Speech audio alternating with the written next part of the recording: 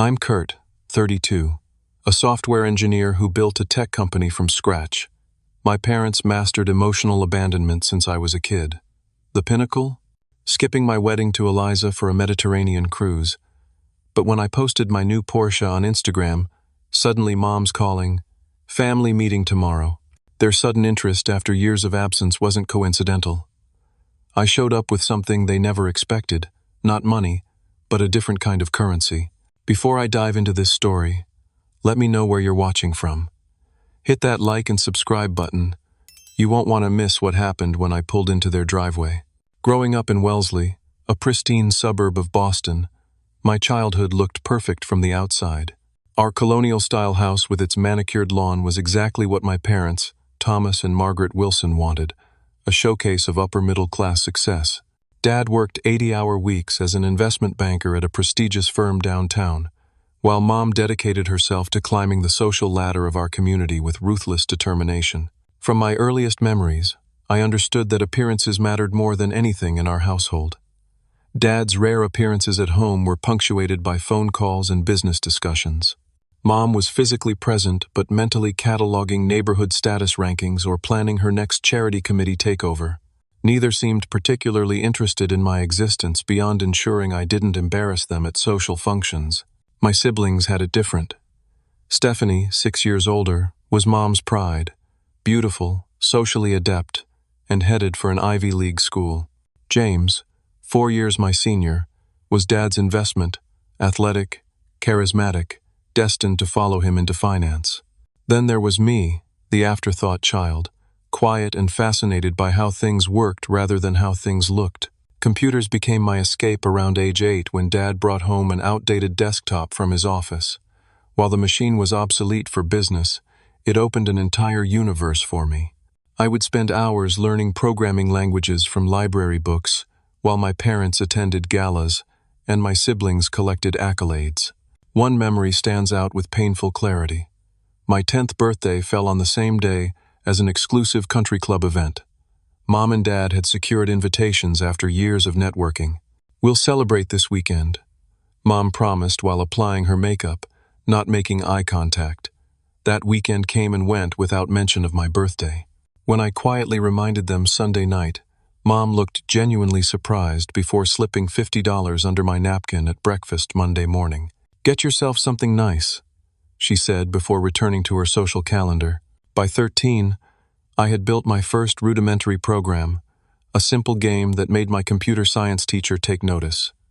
When I showed my parents, Dad glanced up from his financial papers. "Computers are a good hobby, but don't get distracted from real academics," he said before returning to his work. Mom merely nodded, more concerned with Stephanie's college applications. High school brought academic success in science and mathematics that my parents regarded with mild approval at best. While they attended every one of James's football games and Stephanie's debate competitions, they found excuses to miss my technology competitions. When my coding team won the state championship, I called home excited. "That's nice, Kurt," Mom said. "Did you remember to pick up your father's dry cleaning on your way home?" Their pattern was clear and consistent. Physical needs met, emotional presence absent. I had a roof, food, clothes, and education, which in their minds fulfilled their parental obligations. Anything beyond that, validation, encouragement, genuine interest, seemed unnecessary luxuries they couldn't afford, despite our material wealth. By 17, I had stopped expecting them to show up, literally or figuratively. While they discussed James's business school prospects over dinner, I quietly made plans to apply for scholarships. While they framed Stephanie's acceptance letter to Harvard, I researched computer science programs and coding internships. I built a shell of self-reliance around myself, determined to succeed not to gain their approval, but to create a life where their approval no longer mattered. The night before leaving for college, I sat alone on our back porch, making myself a private promise that would guide my next decade. I would build something meaningful on my own terms. I would create success that didn't require their validation. Most importantly, I would become the kind of person who showed up for people who mattered to me. What I couldn't have known that night was how thoroughly I would fulfill that promise, or how ironically their sudden interest would arrive only after I had stopped seeking it. MIT's acceptance letter arrived on a rainy April afternoon during my senior year of high school. The substantial scholarship that accompanied it meant I could attend without financial help from my parents, a detail that mattered deeply to my pride. When I announced the news at dinner, Mom said, "That's nice, though Harvard would have been better for connections," before asking James about his summer internship plans. Dad merely nodded, mentioning that those computer people occasionally made decent money if they landed at the right companies. Moving to Cambridge that fall felt like exhaling after holding my breath for 18 years. My dormitory was chaotic, cramped, and filled with minds buzzing with ideas and innovation. For the first time, my passion for technology wasn't something to be tolerated but celebrated. I found my people, other students who stayed up until 3 in the morning debating algorithms and dreaming of changing the world through code. During orientation week, I met Ryan Foster in the computer lab. He had grown up in Seattle with parents who worked at Microsoft, but wanted to forge his own path. Where I was methodical and detail-oriented, Ryan was visionary and charismatic. He could translate complex technical concepts into language that made non-tech people excited. We became inseparable, pulling all-nighters on projects and pushing each other to think bigger. By sophomore year, Ryan and I developed our first successful app, a simple file-sharing platform that gained popularity across campus. When it reached 10,000 users, I called home, hoping they might finally understand what I was building. "That's an impressive number," Dad said, distracted. "But what's the monetization strategy?" When I tried explaining our growth-first approach, he cut me off to take a work call. Mom didn't quite grasp what an app was, asking if it was like a website before changing the subject to Stephanie's engagement to a surgical resident. Junior year brought advanced courses in cybersecurity that captured my interest. While many classmates focused on consumer applications, I became fascinated with protecting digital infrastructure. Ryan and I began developing security protocols that addressed vulnerabilities we identified in existing systems. Our professors took notice, connecting us with industry contacts and research opportunities. During my senior year, the Northeast Technology Conference came to Boston. Ryan convinced me to attend a networking event where I met Eliza Taylor, a brilliant cybersecurity analyst working for a defense contractor. She had dark, curly hair, intense brown eyes, and a mind that could dismantle complex security problems with elegant efficiency. When she challenged an assertion I made about encryption protocols, I was simultaneously intimidated and captivated. Our first date was at a hole-in-the-wall coffee shop near MIT where we talked for 6 hours straight. Eliza understood my passion for technology in a way no one besides Ryan ever had. More importantly, she listened when I spoke, really listened, with genuine interest that made me feel visible in a way my family never had. Graduation approached with job offers for both Ryan and me from established tech companies.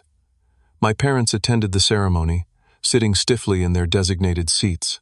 "A computer science degree is certainly practical these days," Dad commented afterward, as though I'd chosen a sensible appliance rather than pursued my passion. Mom asked when I would start looking for a real apartment now that I'd be earning actual money. Instead of accepting those corporate offers, Ryan and I made the terrifying decision to launch our own cybersecurity firm. We rented a tiny office space in Cambridge with money from the app we'd sold to a larger company. Eliza supported the decision wholeheartedly, even though it meant uncertain income and grueling hours. Those early startup days tested everything: my technical skills, my resilience, my relationship with Eliza. We survived on ramen and coffee, pitching our services to companies that often didn't understand why they needed advanced security protocols. Ryan's ability to translate our work into business benefits gradually opened doors, while my technical innovations gave us unique offerings in the marketplace.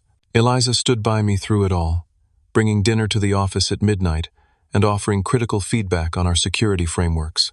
When we were turned down by the 7th potential client in 1 month, she helped me redesign our entire presentation approach. When I doubted our decision to turn down stable jobs, she reminded me of the vision that had driven us to start our company.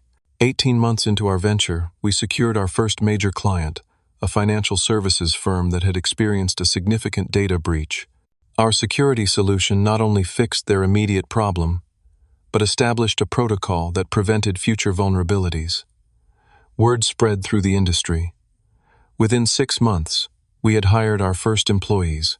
By the 3-year mark, we had an office with 20 staff members and a growing reputation for innovative security solutions. When we landed a contract with a Fortune 1000 company, I called my parents, hoping they might finally recognize what I was building. Dad seemed moderately impressed but quickly pivoted to advice about tax structures and investment strategies for when you sell the company. Mom asked if this meant I could afford to buy a house in a good neighborhood. Neither asked about the technology itself or the years of work that had led to this milestone. For our 5th anniversary, we held a company celebration at a rooftop venue in Boston. I sent formal invitations to my parents, hoping they might attend and finally see what I had built. They sent a generic congratulations card with a gift certificate to a steakhouse chain. James came for an hour, clearly uncomfortable among tech people but making a minimal effort. Stephanie sent her regrets, citing her children's activities. As I watched Ryan's parents proudly mingling with our team members, the contrast was painful but clarifying. My family's absence at significant moments had become so expected that it barely registered as disappointment anymore. What mattered was the family I was choosing to build: Ryan, Eliza, our team, and the community of innovators we had joined. 5 years into building our company, I had found professional success, a partner who truly saw me, and a best friend who shared my vision. The absence of parental approval had ceased to be the void I organized my life around. Or so I thought, until Eliza and I decided to get married, and I found myself hoping, one last time, that my parents might show up for a moment that mattered. After 5 years together, I proposed to Eliza during a weekend trip to Maine. We were walking along a rocky coastline at sunset when I asked her to build a life with me. She said yes immediately, her eyes filled with certainty that reflected my own. That evening, as we celebrated over dinner, Eliza gently asked about involving my family in our wedding plans. Despite years of disappointment, some stubborn part of me saw our wedding as a potential fresh start with my parents. Maybe this time will be different, I told Eliza, trying to convince myself as much as her. A wedding is the kind of traditional milestone they understand. 2 weeks later, I drove to my parents' house in Wellesley rather than calling. Mom seemed surprised to see me on their doorstep but invited me in for coffee. Dad was home, unusual for a Wednesday afternoon, reviewing investment portfolios in his study. The house hadn't changed. The same perfectly arranged furniture. The same family photos where I always seemed to be standing slightly apart from everyone else. Eliza and I are getting married, I announced once we were all seated in the living room. We're planning the ceremony for next June. Mom's response was immediate. June is the busiest month for weddings. Have you considered May or September? Better availability and often better rates. Dad looked up briefly from his tablet. Congratulations. Will her parents be contributing financially? Wedding costs can spiral quickly. No questions about Eliza herself, though they'd met her 3 times over the years. No expression of happiness for my milestone. Just practical considerations and financial calculations. Still, I pressed forward. We'd like to have the ceremony in Boston. It would mean a lot to have you both involved in the planning. Mom tapped her fingernails against her coffee cup. Well, we'll have to check our calendar. The summer is quite busy with the club events and your father's business travel. I left their house with a familiar knot in my stomach, but refused to surrender my optimism. Eliza suggested we involve them in small, manageable ways, perhaps asking Mom's opinion on invitations or Dad's thoughts on venue options. Over the next several months, I made consistent efforts to include them. I emailed photos of potential venues, inviting their input. Dad replied once, asking about the cost per guest. I sent samples of invitation designs. Mom responded that they all looked very nice without expressing a preference. I called to ask if they'd like to meet Eliza's parents before the wedding. They cited scheduling difficulties. 6 months into planning, I began to accept what Eliza had gently tried to prepare me for. My parents had no intention of engaging meaningfully with our wedding. They responded to direct questions but initiated nothing. They expressed no interest in the details that consumed our evenings and weekends. Most tellingly, they never once asked how they could help or what would make the day special for us. 8 weeks before the wedding date, I made a final attempt. I called on a Sunday afternoon, when I knew they'd be home after church. "I wanted to confirm you'll be at the wedding," I said, trying to keep my voice casual. "We need to finalize the seating arrangements and head count for the caterer." A brief silence followed before Mom spoke. "Oh, Kurt, I meant to call you. Your father and I have booked that Mediterranean cruise we've been talking about for years. The dates conflict with your wedding weekend. The cruise they'd never once mentioned in our wedding discussions. The cruise that happened to fall exactly on the weekend of their only son's wedding." "I see," I managed to say. "That's unfortunate timing. These premium packages book up so quickly," Mom continued, her voice bright. "And you know how difficult it is for your father to take time away from work. When this opportunity came up, we really couldn't pass it up." Dad got on the extension. "We'll send a nice gift, of course. I'm sure the day will be wonderful." I hung up feeling a strange mixture of heartbreak and clarity. Eliza found me sitting silently in our apartment and knew immediately what had happened.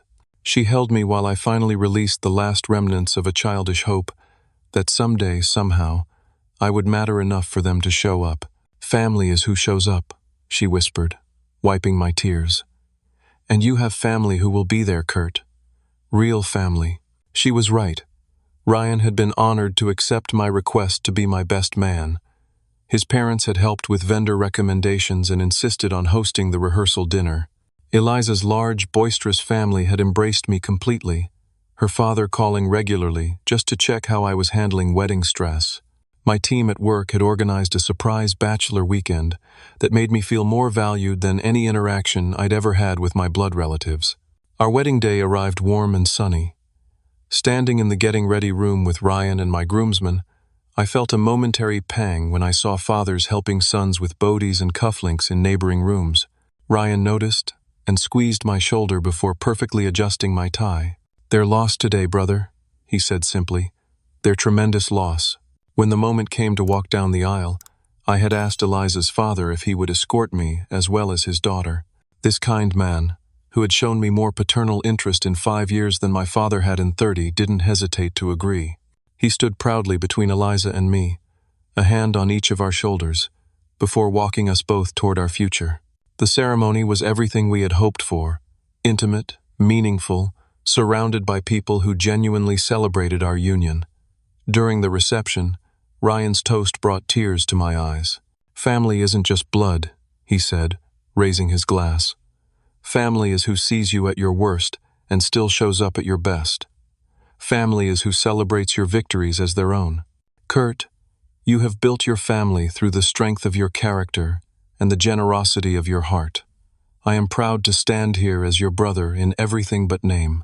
Later that night, as Eliza and I swayed on the dance floor surrounded by genuine love and support, I realized I had finally stopped looking over my shoulder for approval that would never come. The absence of my parents no longer felt like a void, but like space cleared for something better.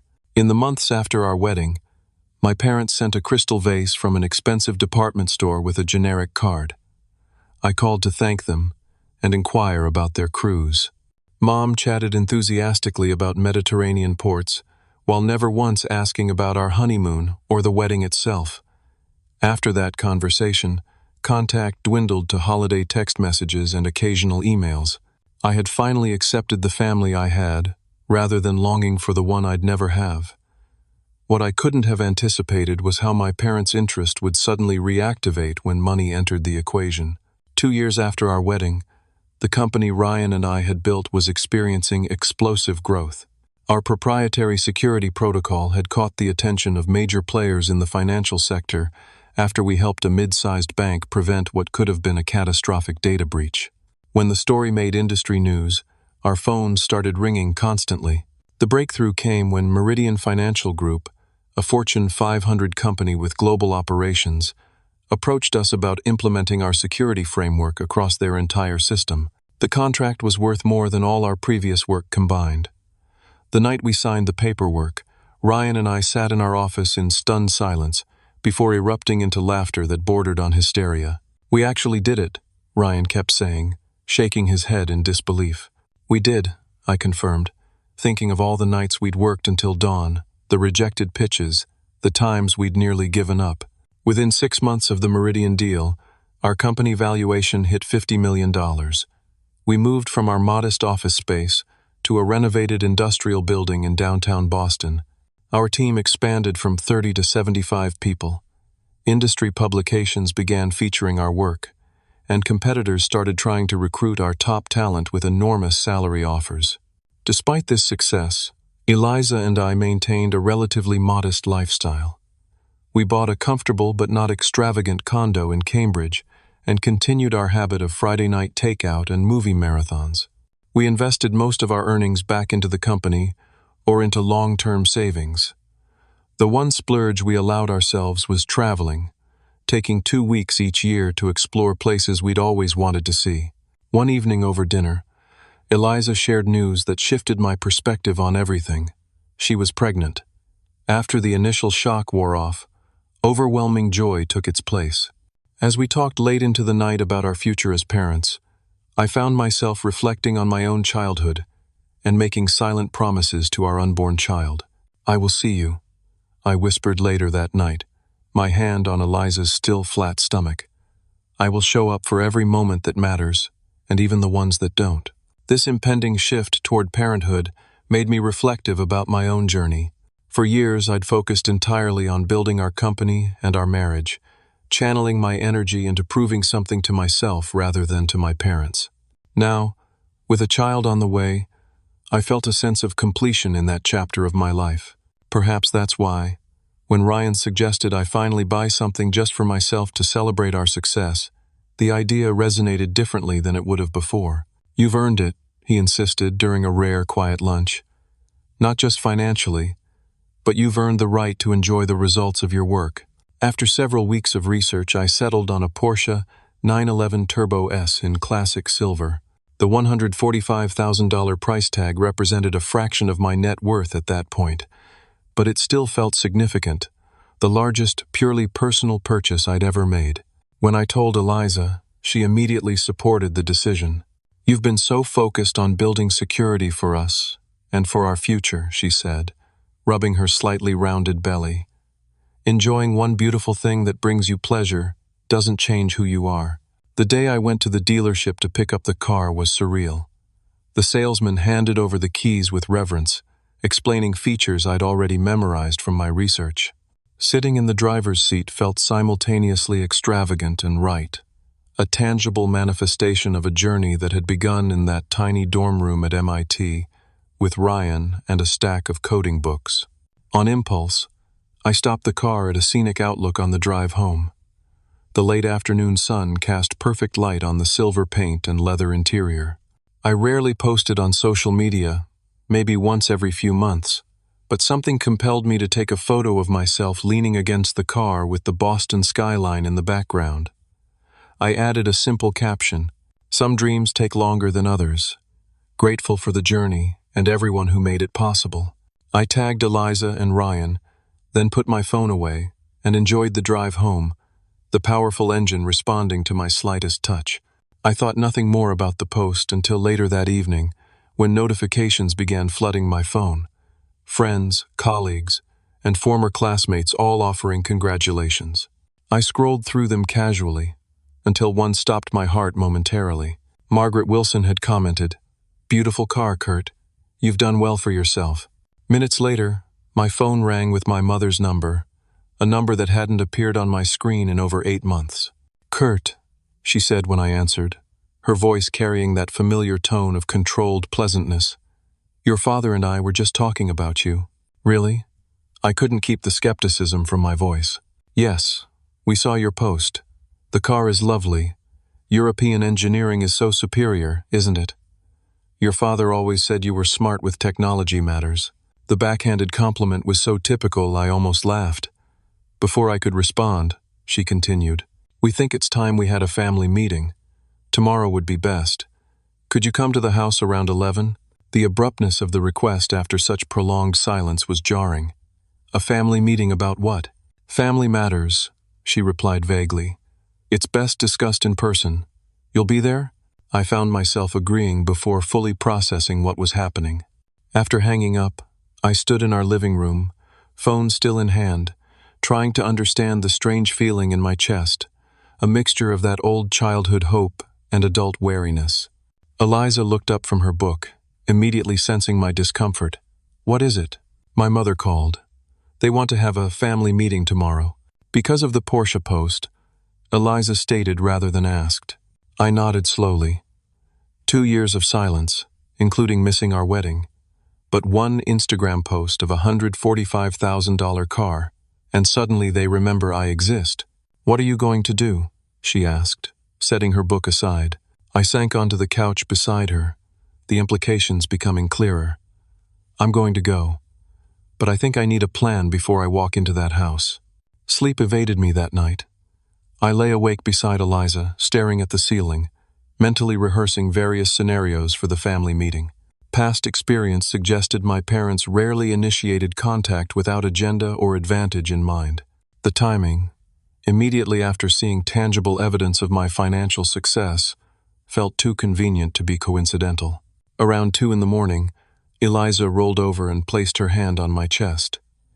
Your thoughts are so loud they're keeping me awake, she said softly. Talk to me. I sighed. I'm trying to figure out what they want. Money, she replied simply. The question is, what you want from this interaction. Her directness was clarifying. What did I want? Not their approval, I'd finally outgrown that need. Not a restored relationship built on financial interest rather than genuine care. I want them to see me, I finally said. Not the car or the company valuation or whatever they think they can get from me. Just me, as I am. And I want to not care so much whether they can do that or not. Eliza nodded thoughtfully. Then you need boundaries, not defenses. You're not going in to fight or to please. You're going in to be exactly who you are, and let that be enough. We talked for another hour, developing a strategy that wasn't about anticipating their moves, but centering my own values. By dawn, I had a clearer sense of purpose, and an unexpected idea that Eliza immediately supported. After a quick shower and breakfast, I headed to the office earlier than usual. Ryan was already there, reviewing code in his usual morning ritual. You're early, he noted, glancing up from his screen. I filled him in on my mother's call and the impending family meeting. Ryan's expression darkened as I spoke. His own relationship with his parents was close and supportive, making my family situation particularly incomprehensible to him. I can come with you, he offered immediately. Moral support or just to show them what actual family loyalty looks like. I smiled at his protectiveness. I appreciate that, but this is something I need to handle myself. Ryan nodded, then shared something he hadn't before. My aunt was like your parents, absent from my cousin's life, until he started making real money as a surgeon. Then suddenly she wanted to reconnect. Know what he did? What? Set up a trust for her that paid out small amounts monthly but kept her from accessing the principal. Said it was the only way to have any relationship that wasn't constantly about money. I considered this approach. Did it work? Partially. The relationship has boundaries now, which is better than nothing. Ryan paused, studying me. But your situation feels different somehow. It is, I agreed, an idea crystallizing. I don't want to manage their access to my money. I want to reset their understanding of what matters. The rest of the morning, between meetings, I made several calls to put my plan into motion. By 10:30, I had what I needed. I left the office, telling my assistant I'd be unreachable for a few hours. Driving to my parents' house in the Porsche felt like an intentional statement rather than the innocent act it had been the day before. Each mile closer to Wellesley brought a flood of memories. Driving home from school events they'd missed, returning from college to a house that never quite felt like home, the last visit when I'd invited them to my wedding. I rehearsed what I wanted to say, focusing on maintaining emotional equilibrium regardless of what transpired. This meeting wasn't about convincing them to be different or making them understand their impact on my life. It was about standing firmly in my own truth and values. The night before, Eliza had helped me prepare a document, not the one they would be expecting, but one that represented what I truly wanted to contribute to the family legacy. I had it in a simple envelope in my jacket pocket. Approaching my parents' neighborhood, I felt my stomach tighten with familiar anxiety. I pulled over a block away, turned off the engine, and closed my eyes. I thought about the child Eliza and I were expecting, about the kind of father I was determined to be. I thought about Ryan and our team at work, about Eliza's parents who called weekly just to check in. I thought about the family I had built through choice and commitment rather than blood. Taking a deep breath, I restarted the engine and drove the final distance to my childhood home. As I pulled into the driveway, I caught movement at the living room window, my mother, watching my arrival in the car that had suddenly made me worthy of a family meeting. For the first time in my adult life, I walked toward my parents' front door feeling neither hope for their approval nor fear of their indifference. I was simply Kurt Wilson, exactly as I was, finally comfortable in that identity regardless of how they saw me. The interior of my parents' house hit me with unexpected sensory familiarity, the subtle scent of my mother's preferred lemon furniture polish, the slightly too cool air conditioning, the ticking of the grandfather clock in the hallway. It was as though the house existed in a time capsule, while my life had transformed completely outside its walls. "Kurt?" My mother greeted me in the foyer, her eyes quickly moving past my face to peer through the window at the Porsche in the driveway. "Right on time. Your father is in the living room." She was dressed as though for a luncheon at the country club rather than a family meeting, tailored slacks, silk blouse, pearls at her throat and ears. Her hair was the same perfect ash blonde it had been for decades, though surely maintained with more effort now that she was in her 60s. I followed her to the living room where my father stood to shake my hand formally, as though greeting a business associate rather than his son. "You're looking well," he said, giving me a once-over. "Success agrees with you." "Thank you," I replied simply, taking a seat in what had always been my chair during family discussions, a slightly uncomfortable armchair positioned so that both parents could easily observe my reactions from the couch. Mom poured coffee from a silver service on the side table, another remnant of my childhood. Important conversations in this house always happened over coffee served in the good china, regardless of whether anyone actually wanted it. "The car is certainly impressive," she began, handing me a cup I didn't want. "European engineering really is exceptional." "It drives beautifully," I acknowledged, determined not to play the game of pretending this meeting was about catching up. "I read about your company in the Boston Business Journal," my father interjected. "Security software for financial institutions, smart sector, consistent demand and clients with deep pockets. We've worked hard to build something valuable," I said, intentionally using we to acknowledge Ryan's equal contribution, something my father consistently overlooked. "Hard work and lucky timing," he commented. "You got into cybersecurity just as it was becoming a priority. Good instincts there." The familiar diminishment, attributing my success more to luck than skill or vision, might have stung years ago. Now it simply confirmed what this meeting was really about. "I'm curious," I said, placing my untouched coffee on the side table. "What prompted this family meeting after nearly 2 years of minimal contact?" My parents exchanged a glance that I recognized from childhood, the look they shared when navigating a social situation requiring coordinated response. My mother smoothed an invisible wrinkle from her slacks. "Well, we've been meaning to reconnect," she began, her voice carrying that practiced warmth she used with casual acquaintances. "When we saw how well you're doing, it seemed like a good time." "A good time," I repeated neutrally. My father cleared his throat.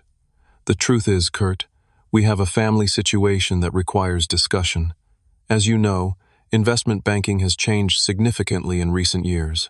Some ventures that seemed secure have proven otherwise." I waited, already anticipating where this was heading. "Your father made some investments that haven't performed as expected," my mother explained delicately. "Significant investments. The market can be unpredictable," I offered, giving them the opening they clearly wanted. My father nodded gravely. "We're facing some financial adjustments. Nothing catastrophic, but the house carries a second mortgage that's becoming challenging to maintain." "I see," I said, maintaining a neutral expression. "And you thought I might help with this situation?" Your family, my mother said, as though that simple fact explained and justified everything. Family supports each other through difficult times. The irony of this statement hung in the air between us. I let the silence stretch uncomfortably before responding. Family supports each other, I echoed. Like attending important life events, wedding ceremonies, perhaps? My mother's expression tightened. That Mediterranean cruise was booked well in advance, Kurt. These things happen with scheduling. Things happen, I agreed mildly. Like suddenly remembering you have a son when you see evidence he might be in a position to help you financially. My father's face flushed. That's unfair. We've always been supportive of your computer interests. Have you? I asked, genuinely curious if they believed this. Can you name what my company actually does? Have you ever asked about my work beyond its profit potential? An uncomfortable silence followed before my mother changed tactics. We saw on social media that Eliza is expecting. Our first grandchild. That's wonderful news. This pivot to my pregnancy news information they had clearly gleaned from social media rather than direct communication confirmed everything about their sudden interest. They were cataloging my assets: successful company, expensive car, impending family expansion, all potential leverage points. Yes, we're very excited, I replied, offering nothing more. A grandchild changes everything, my mother continued. Family becomes even more important. We should be coming together, especially now. Coming together, I repeated thoughtfully. I agree that family is important. That's actually why I came today. My parents exchanged another glance, this one carrying visible relief. They thought I was acquiescing to their unstated request. We knew you'd understand, my father said. Just a temporary situation, until some investments mature. 100,000 would bridge the gap nicely. Of course, we'd structure it properly. Loan documents, interest. The naked request confirmed every suspicion. No pretense of reconnecting for emotional reasons.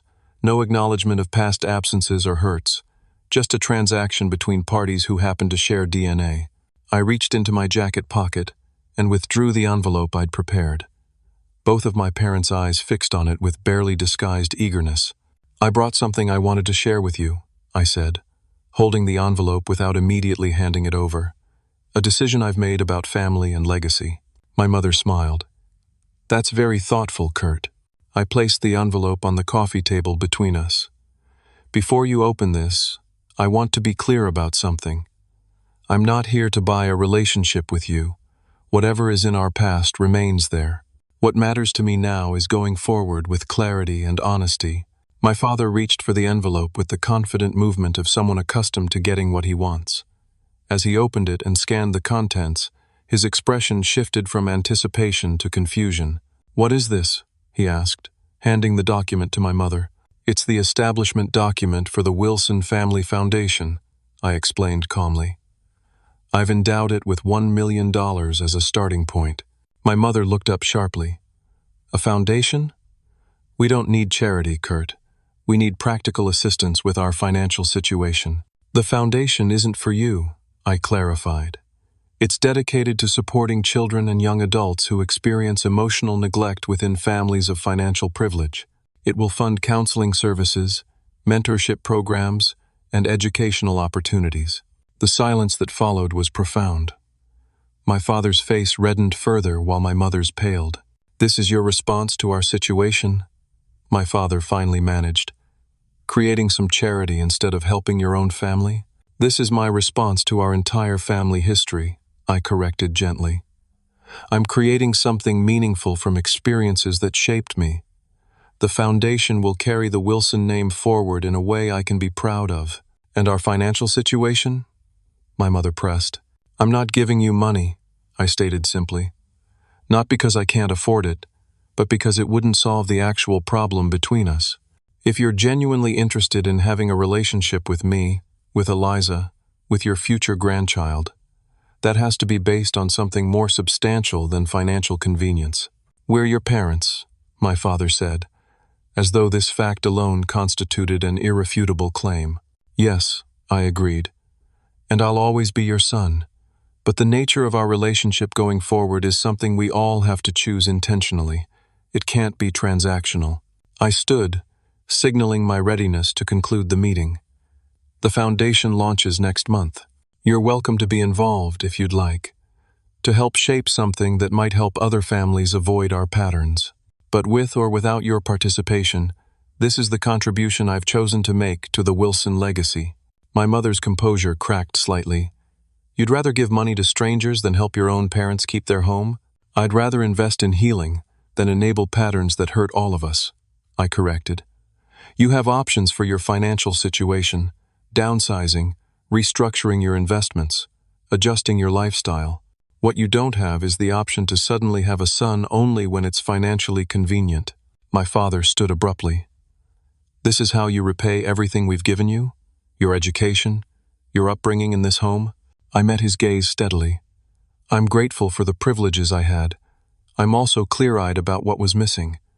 The foundation acknowledges both realities. I moved toward the foyer, neither rushing nor lingering. I'm willing to have a relationship with you both that's based on mutual respect and genuine interest. If that appeals to you, you have my number. If what you actually want is financial support without the emotional investment, I've made my position clear. My mother followed me to the door, her voice lowered. Kurt, be reasonable. Family helps family. When you were growing up, we gave you everything you needed. I paused at the threshold. Everything except your presence at moments that mattered. I'm not punishing you by declining to write a check. I'm establishing boundaries about what kind of relationship I'm willing to have. And if we lose the house? She pressed. Then you'll make adjustments, as most adults do when facing financial challenges. But you won't face homelessness or hunger. You're asking me to maintain a lifestyle, not prevent catastrophe. I stepped outside, feeling the warm spring air on my face. The foundation information includes my contact details.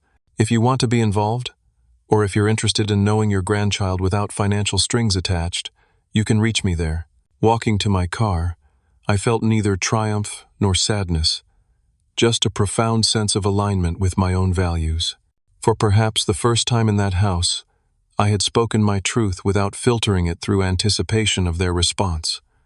Whether they could hear it was no longer my primary concern.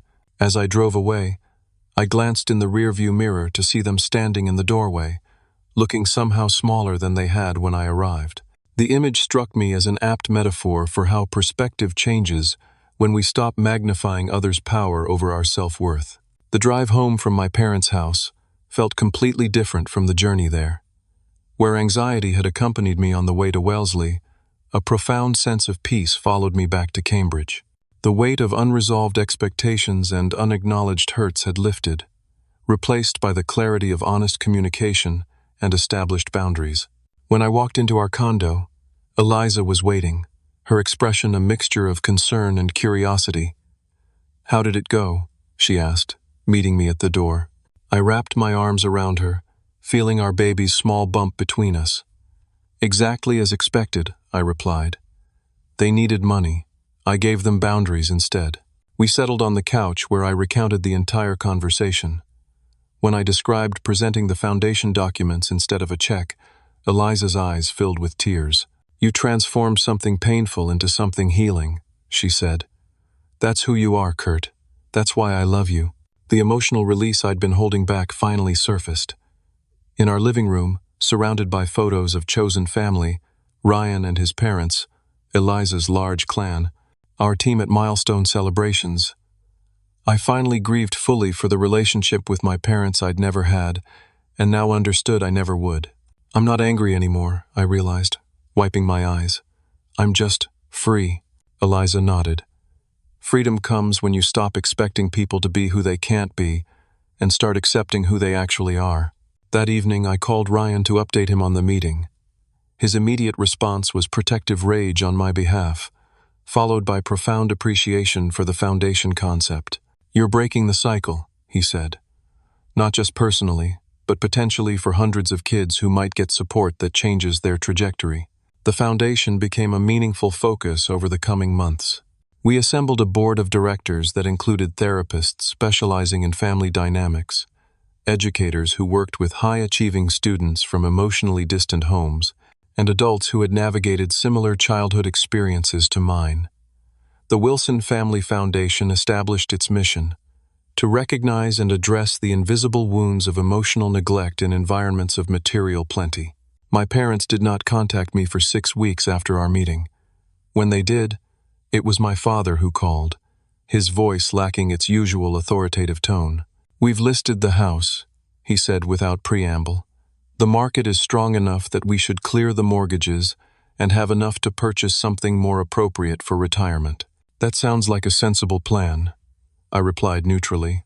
A pause followed before he continued.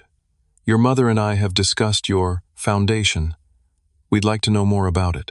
I explained the foundation's mission and initial programs, keeping my expectations measured. When I finished, another long pause followed. "It's addressing something real," he finally acknowledged. "Something we perhaps didn't understand." It wasn't an apology, or even a direct acknowledgement of our specific family dynamics, but it was possibly the most honest statement my father had ever made about emotional matters. I accepted it as the beginning of a different kind of conversation. Over the subsequent months, my parents did downsize to a comfortable condominium. My mother attended one foundation board meeting as an observer, saying little but listening attentively to personal testimonials from young adults who had benefited from similar programs. Our relationship didn't transform into the close family bond depicted in heartwarming movies. There were no tearful reconciliations or sudden deep conversations about the past.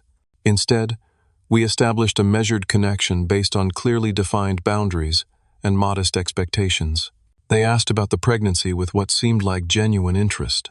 When Eliza and I learned we were having a daughter, my mother sent a handmade baby blanket with a note mentioning it was similar to one she had made for me before I was born. It was a small gesture, but carried significance precisely because it wasn't accompanied by requests or conditions. 6 months after the family meeting, our daughter Catherine was born. My parents visited the hospital briefly, bringing a tasteful gift and interacting with appropriate grandparent enthusiasm. When they held her, I saw something in their expressions I recognized from my own first moments holding her, a mixture of awe and terror at the responsibility of nurturing another human being. Perhaps they had felt that with me too, I realized, but lacked the emotional tools or models to translate that feeling into consistent presence. Understanding this didn't erase the past, but it helped me view them with more compassion, as people with their own limitations, rather than as deliberate architects of my pain. The true healing, however, came through my daily choices with Catherine. Each time I put aside work to fully engage with her, each time I responded to her cries without hesitation, each time I marveled at her smallest developments, I was actively creating the childhood experience I wished for her, rather than replicating the one I had known. One Wednesday afternoon, about a year after Catherine's birth, I faced a critical decision. Our company was preparing for an important client presentation the next morning. Last-minute issues had emerged that would typically keep me at the office late into the evening. Simultaneously, Catherine was taking her first tentative steps, a milestone Eliza had excitedly texted me about. Without hesitation, I delegated the presentation preparations to our capable team and drove home by 5, arriving in time to witness Catherine's wobbly journey from coffee table to couch. The pure joy on her face when she saw me watching made every professional accomplishment pale in comparison. That evening, as I rocked her to sleep, I whispered the truth that had become my guiding principle. Success isn't measured by what you accumulate or achieve. It's measured by whether you show up for the people who matter, consistently and without condition. The wealth I had built provided security and opportunity, but the real treasure was the freedom to prioritize presence over acquisition, connection over status, and authenticity over appearance. My parents had chosen a different path, one that ultimately cost them the deepest joys of genuine relationship. The foundation continued to grow, eventually establishing scholarship programs, therapy services, and mentorship networks across New England. My parents' involvement remained peripheral, but respectful, perhaps the most authentic engagement they were capable of offering. Ryan and I eventually sold our company for a figure that ensured financial security for generations. The day after the sale finalized, We both agreed the most meaningful outcome wasn't the money but the community we had built and the problems we had solved together. Looking back on my journey from emotionally neglected child to emotionally present father, I realized the greatest gift my parents inadvertently gave me was the opportunity to define family on my own terms, not as a biological obligation, but as a sacred commitment to genuine presence and unconditional support. The Porsche still sits in our garage, driven occasionally for pleasure rather than status. It represents not just success, but the pivotal moment when I finally stopped seeking approval and started enforcing boundaries. Sometimes the most valuable things money can buy aren't possessions, but the clarity that comes from recognizing when relationships are conditional. If you're watching this and something in my story resonates with your own experience, remember that your worth isn't determined by those who failed to see it. Family is ultimately defined by consistent presence, not by blood or obligation. The cycles of emotional neglect can be broken when we choose to be the people we needed when we were younger. Thanks for staying with me through this story. If it touched you in some way, please hit that like button and subscribe to hear more journeys of healing and transformation. I'd love to know in the comments, what boundaries have you established that helped you build healthier relationships? How have you transformed painful experiences into growth? Your story matters too, and this community is here to listen. Until next time, remember that showing up, consistently and authentically, is the greatest gift you can give to those you love.